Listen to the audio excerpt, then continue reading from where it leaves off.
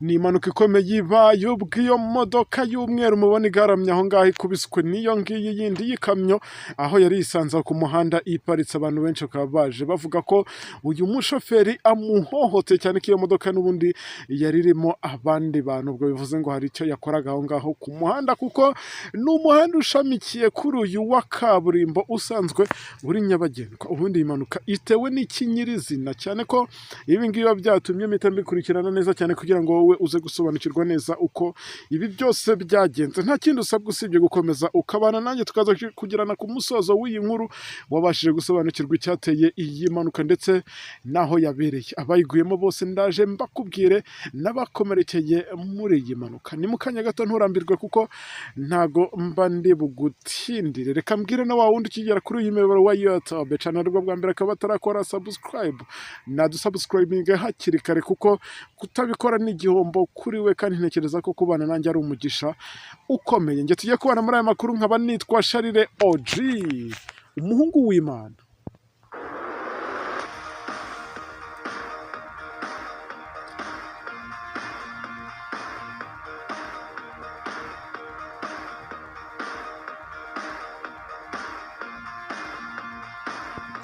Yes, nk'uko natangiye mbikubwira, ni impanuka yabaye, abaturage benshi bakaza bahuruzwa no kubona ibibaye cyangwa no kureba ibibaye, ndetse n'izindi modoka zatambukaga bigatuma zimwe zihagarara zigenda zireba ibibereye ahangaha. Bamwe bagiye bavuga bati uyu mushoferi urutwaye iyo kamyo ahohoteye uyu wundi asanze hano ku muhanda. Bamwe bati ubanza bari bafitanye ikibazo banaziranye, wenda basanzwe bafitanye ibibazo twebwe ubwacu tutazi, akaba ari nayo mpamvu uyu nguyu amukubise ku buryo imodoka ije kugwa gutyo, abantu bagakurwamo, ubona ko hari n'abahatakarije ubuzima. Ubwo reka nizere ko wahise umenya ko nagarutse muri ya makuru, ngiye kuyakugezaho ugenda usobanukirwa neza aho iyi mpanuka ibereye, ndetse n'abakomerekeye ahangaha, ndetse n'abandi baguye ahangaha ugende umenya abaribo. Biraza kugufasha kuba watanga amakuru ku bagize imiryango y'abari bari muri iyi modoka, kuko ninkubwira aho iyi mpanuka ibereye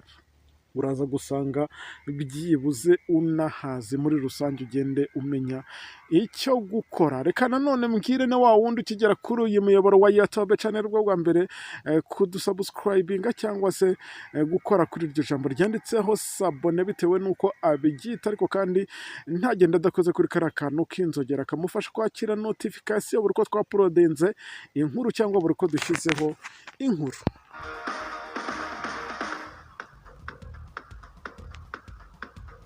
Reka nizere ko mwebwe mwese tugiye kubana muri aya makuru mumeze neza. Mbonera no gusuhuza mwebwe munteze amatwi muri mu ntara y'amajyaruguru, abaneze amatwi bari mu ntara y'Iburengerazuba, iburasira bwaryo, namwe mutuye mu ntara y'Amajyepfo. Reka nizere ko mumeze neza. Mwebwe duhorana mu mujyi wa Kigali, reka nizere ko muri amahoro kandi mukomeje kugenda mugubwa neza.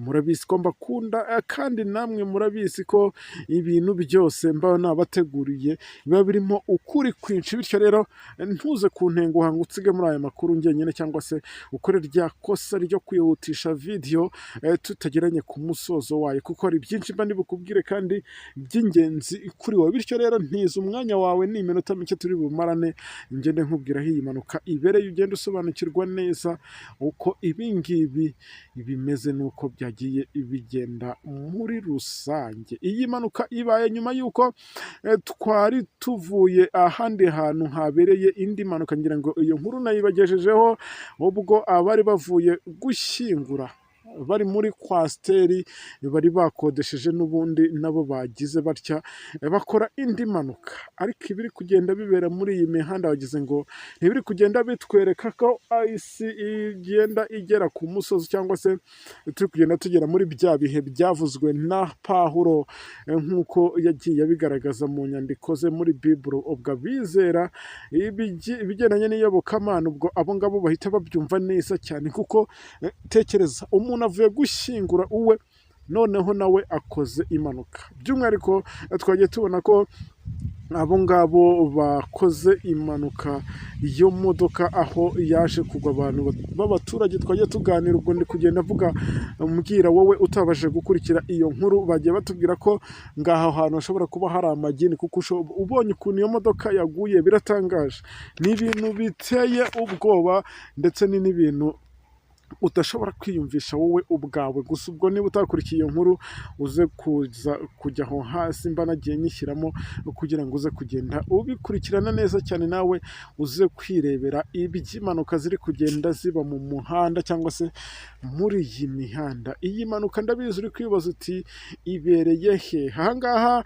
n'ubundi twavuga ko ari mu karere ka Rwamagana, ariko ni hafi neza ya Rwamagana ndetse naho twavuga ko ari mu mujyi wa Kigali, kuko uburenze Kigali neza. Reka nibwire mwe mu nteze amatwi muhite mundabura, kuko nshobora kubivuga nkabivuga uko bitari. Ubundi mwe mugabwe muzi Kigali, Kabuga iri mu karere ka Kicukiro, ni muri Gasabo. Mujye muri komenti mubimbwire mbashe kugenda mbimenya neza, kuko ni hafi aho ngaho iyi mpanuka ibereye. Urenze Kabuga neza werekeza muri Rwamagana, niyo mpamvu ngewe nivugiye ngo ni mu karere ka Rwamagana, kuko ni imbibi, bihana imbibi hagati ya Rwamagana n'akarere ka Gasabo cyangwa Kicukiro, bitewe n'uko ubwo aha ngaha Kabuga aho iherereye. Mujye muri komenti mubimbwire, ntago njya mbimenya neza ngo Kabuga iri muri Gasabo cyangwa iri muri Kicukiro. Ibyo nibyo ntaramenya, ubwo nyamuneka hataza kugira umuntu untera amabuye ati burya uba muri Kigali utayizi yose. Ntawe umenya byose,